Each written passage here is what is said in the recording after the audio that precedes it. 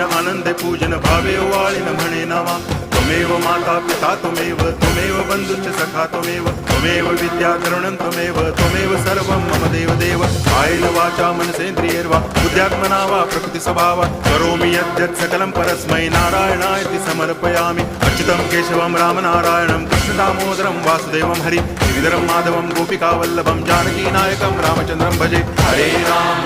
Ram